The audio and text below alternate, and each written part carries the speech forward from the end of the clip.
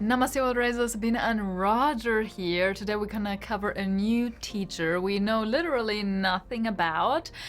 His name is Swami Kriyananda, and a thumbnail popped up and he looked so sweet, and it was about joy, which everybody needs more in their lives, and what this channel is about, raising ourselves, becoming more joyful. So yeah, we have to cover him. The title is Swami, You Seem So Joyful. What is your secret? So yeah, we know absolutely nothing about this teacher, but of course we like learning and diving into teachings and teachers from all sorts of varieties. So really looking forward to this.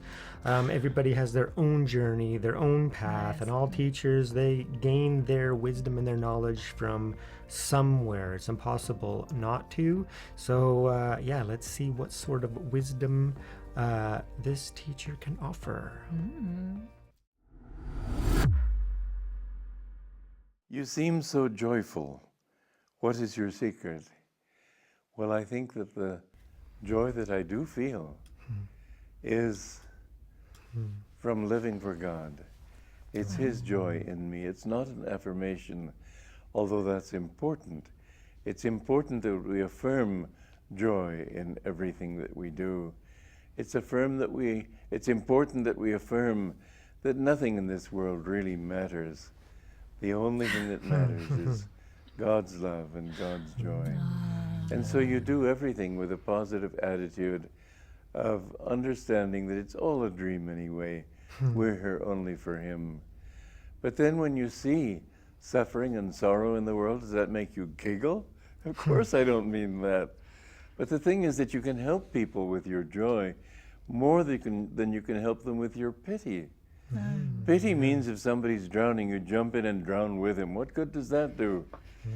Compassion and kindness and true love means either jumping in if you can swim and save him, or throwing him a life preserver, or holding out a branch to him that he can clutch and pull him into shore.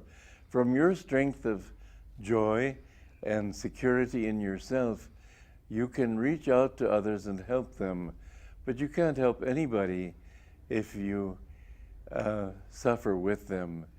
So joy is not only the result of overcoming problems, it's also the solution for overcoming them. The more you have of joy, the more you have of answers, solutions, and God. I had a period in my life which was very, very trying for me.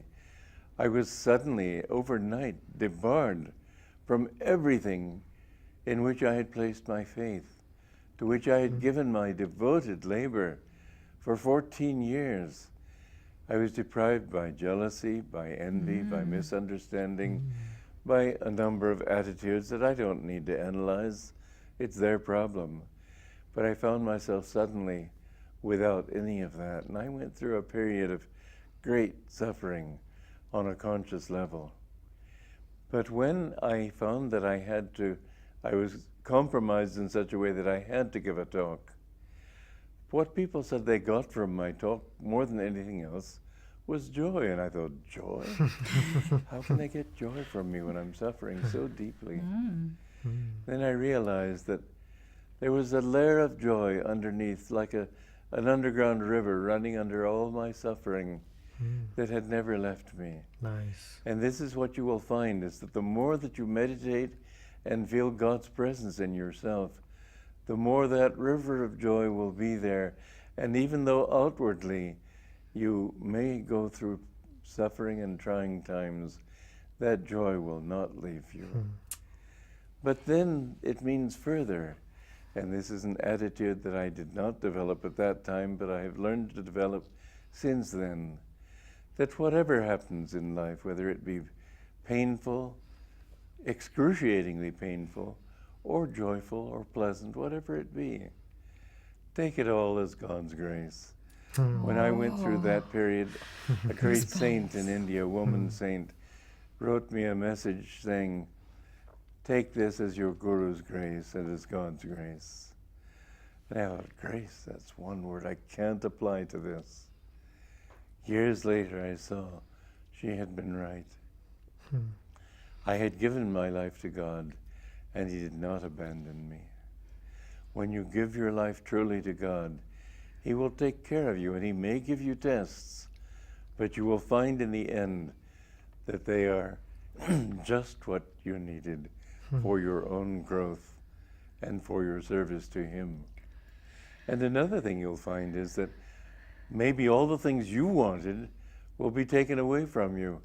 And that one thing that you didn't want at all and thought was the worst thing possible for you, if you accept that I've done my best and I give the results to God, you will find that that one thing, even though you rejected it with full fervor, it was just what you needed. I can look back over every test I have gone through, and I've gone through many in my life, and I can say that I'm grateful for every one of them. Every one of them helped me to go in the direction that God wanted me to go, and not that God is a tyrant, but that I needed to go for my own attunement with Him and for my own happiness. No, that was a real treat. Yeah, fantastic. That was so beautiful. The underlying river of joy. Yeah, incredible. So talking about his sorrow and his despair, and people said they got joy from the talk. So that's incredible that he had that, wellspring within him, and that's that conviction that comes from, surrender onto God, which he obviously had, at that time, and then to have that trust and then that faith, right? And then of course through the practice, meditation and attunement, stilling the mind, feeling the presence. And when we're talking about the presence, it's, it doesn't have to be, we might think that it's overwhelmingly, like an enlightenment experience. But no, just to get in tune with your own consciousness, your own awareness, because that is, the very foundation of your existence. So it's, in a way, it's synonymous with the ultimate, right? So the Atman is Brahman. Your own Right. awareness sounds funny. Yeah, so you're... But, What? well, isn't it like contradictory? Your own awareness, like because there is only consciousness, there's only awareness. Yeah, but... It's not your own. Yeah, but from our limited point of view, of course, it feels like our awareness. It's ours, right? And Yeah, I just thought, I don't know, I just thought, hey, that sounds really funny, your own awareness. Yeah, the experience of the consciousness that allows us to experience anything, life, right? So then tapping into that, and there's a presence there, and then the mind becomes still.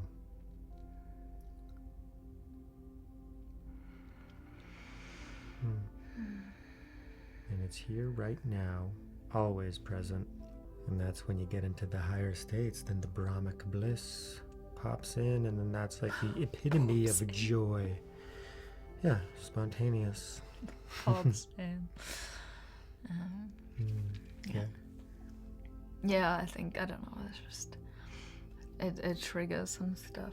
Because lately I was so caught up in work and burned out and everything, and just the reminder that it doesn't, there's still the underlying joy, right? It doesn't, it's not you, ultimately, and, all this being worked up and this and this and this. There's always a joy, and it also doesn't undermine what everything you achieved or experienced or whatever, and that it's not absent. Like the joy and everything is never absent. It can't, it is always there. Yeah. It's just that there is a wave of more ignorance at times than others. Yeah. And that just, I don't know, it just calmed me down in the sense, and that's why the emotion comes up, because I think there was still a lot of judgment there from my side of being burned out again, even though this was much worse than usual, but just falling into this habit again and again of not taking breaks, of not sitting down, of becoming aware. Comes with shame and everything, and this is just, I don't know. It also answers, like in the past when I used to volunteer and people were always like, they loved me usually, not everybody, but usually. And sometimes I was like, I remember this one moment. I really had a nightmare, and I was suffering so much. And I went into the cafe and got lunch or whatever, and then someone said, "Boy, you radiate today." And I just thought, what? Even if I feel shit, people say I radiate. It's like, huh? What in the world? And it was just so weird. But I don't know, this almost like, it's like, yes, they can pick up on the radiance beyond the suffering, even though we don't feel it in this very moment. And it doesn't mean it's not there. It's just, Totally. Anyways. Yeah, that's the opening of the, of the heart and the integrity and getting into some higher states. And then that's like the wellspring. And then everybody has access, to that, right? So that's compassion, love, joy. They're all, synonymous in a way of higher states of consciousness. So yeah, acceptance of others, like, so it's almost like when you're letting go of the negative traits, these ones, come more to the front, but they're always present. It's just how thick the veil is with the negativity. That's why letting go is such a powerful technique and teaching. So you let go of the negative aspects. So this judgmental mind, right? That discriminates, against others, automatically by letting go of that, you're cutting out a whole bunch of limiting, beliefs and barriers of separation, so that, love becomes more prominent, right? Which is why you said something also great, coming right out of the Bhagavad Gita as well. Oh yeah. Just surrender the fruit. Surrendering the fruits of your actions, right? So you just serve God, and then whatever you're doing, you find the joy in whatever action you need to perform. So even in the day-to-day life of working, you gotta go a job, you gotta work. Well, if you have to do it anyways, might as well be joyful doing it. Or remember that even if you're cranky, there's always just joy beneath. You can never be separated from that. Feel the presence. Absolutely. God. So any of you guys practicing feeling the joy, tapping into those states? Exactly. I just want to mention the picture. Oh yeah. Well, I want Roger to mention the picture. Yogananda? Yes. And I forget the first. I know that's actually why I wanted Roger to say it. Let's get the book. We have the book. We actually have not read it yet. It's on the list. I tried, but I didn't understand. Yeah, and we actually said at the very beginning of us doing reaction videos, we said we were going to read it and do a review on it, which, we haven't gotten to book reviews yet. No, we're too lazy. Because lazy, busy. Busy, and when we're not busy, we're lazy. Yeah, so Paramhansa Yogananda. Paramhansa. Yes. So if he is from that kind of lineage, if he gets his teachings from this source, then yes, as we heard, they can only be very beautiful and true.